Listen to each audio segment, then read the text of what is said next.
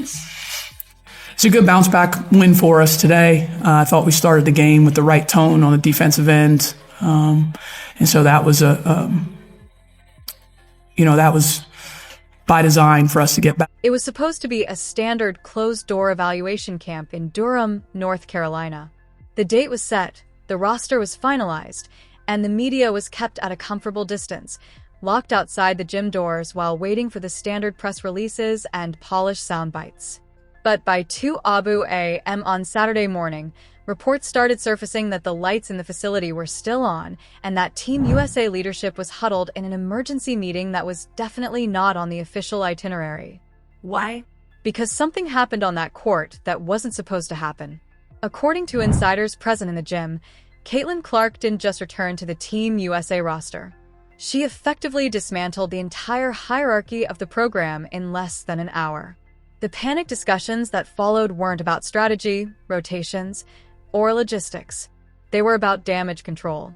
To understand why this specific practice caused such a meltdown, you have to look at the context of the last 18 months. We all remember the 2024 Olympic snub. We remember the discourse, the arguments, and the eventual gold medal that Team USA won, which gave the old guard the ammunition they needed to say they didn't need her.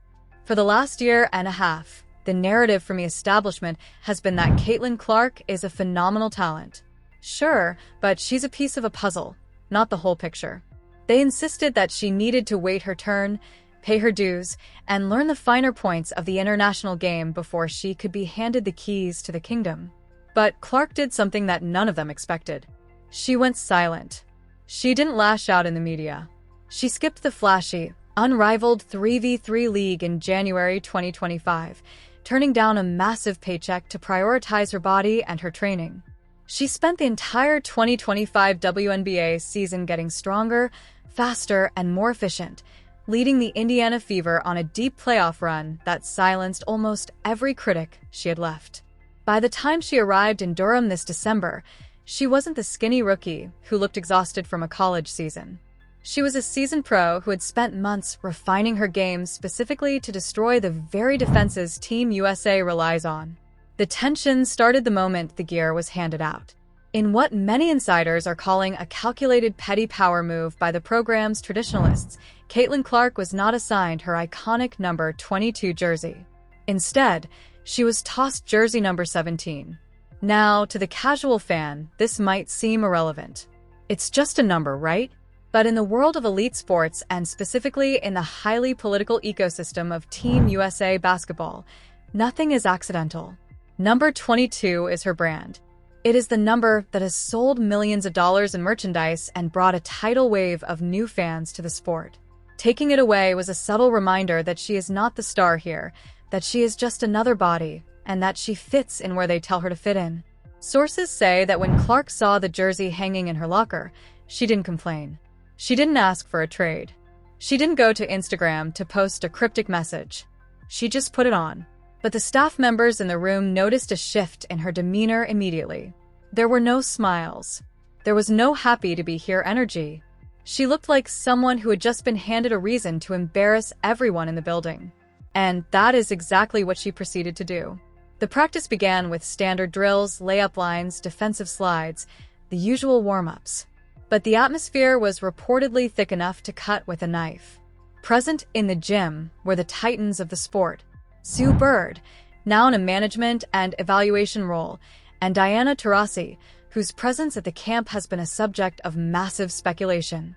Despite the retirement rumors and the fanfare of early 2025, Taurasi was there, suited up, reportedly to test the new generation, or perhaps to remind them that she was still the gatekeeper of the program's culture.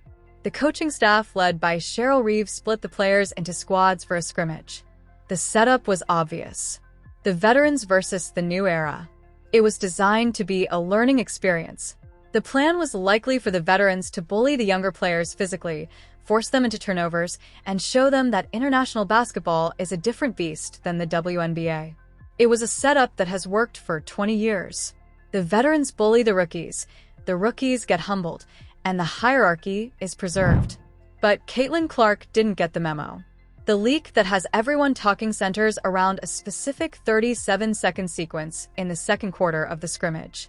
This is the moment that reportedly caused the emergency designation for the post-practice meeting. The veterans had just scored a gritty physical basket in the paint, playing classic Team USA basketball. They were talking trash, feeling good, setting up their half-court defense. They expected Clark to bring the ball up slow, call a play, and try to run the system. Instead, Clark took the inbound pass and accelerated.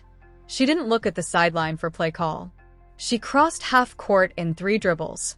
The defender, an elite all-defensive team veteran, sagged off just slightly, respecting the drive. It was a fatal mistake.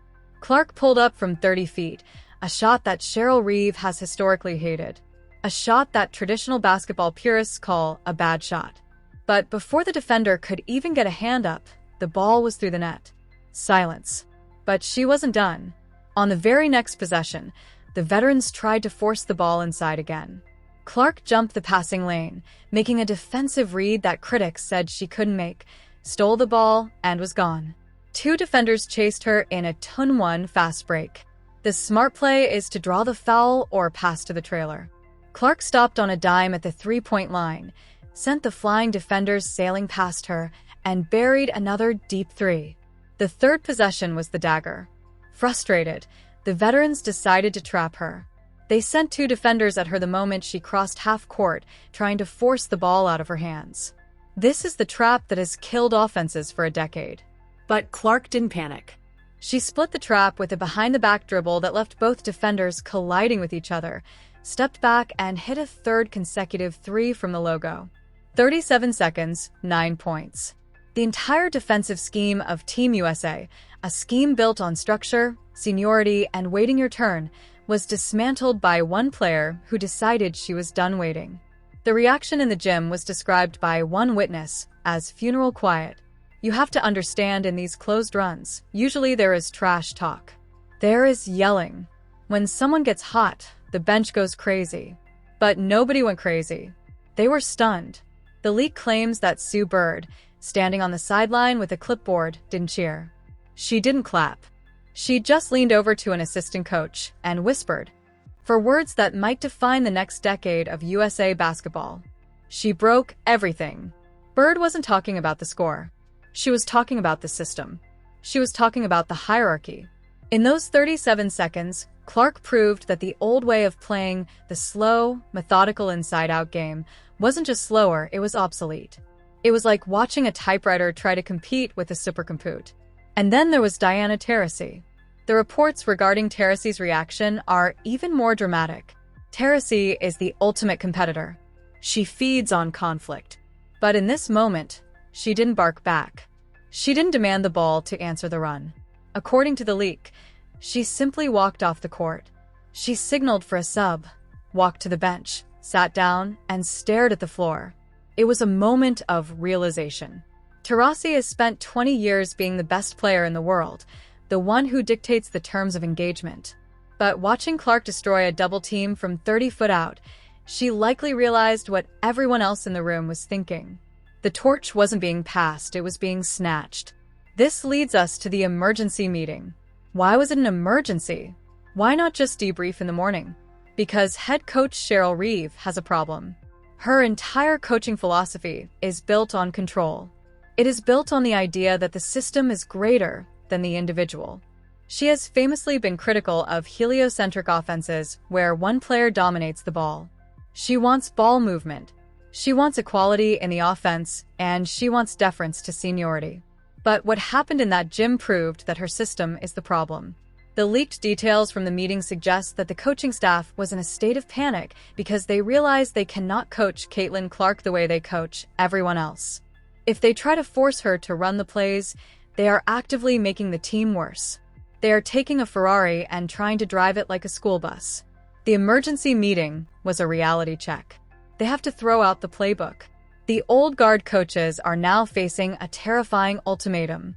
If they try to suppress Clark again, if they try to snub her or limit her minutes like they did with the 2024 Olympic roster decisions, they won't just lose games. They will lose the locker room and the public. The other young players at the camp, the likes of Guji Watkins and Hannah Hidalgo, the next generation, were watching. They saw what Clark did. If Team USA leadership tries to humble Clark now, they risk alienating the entire future of the program. There is also the corporate elephant in the room, Nike. We cannot ignore the business side of this. Nike pays the bills for USA basketball. Nike has also invested hundreds of millions of dollars in Caitlin Clark. In 2024, they stayed relatively quiet when she was left off the Olympic team, likely because they didn't want to disrupt the chemistry of the veteran team they had marketed for years. But that era is over. The viewership numbers for the WNBA in 2025 were astronomical. The viewership for the Olympics without Clark was good, but not Clark good. Rumors suggest that high-level executives have made it crystal clear to the USA basketball brass that Caitlin Clark is not just on the team for the 2026 World Cup. She is the face of the team. There is no more earning it. She has earned it. She is the economy of women's basketball right now. The emergency meeting likely involved some very hard conversations about swallowing pride.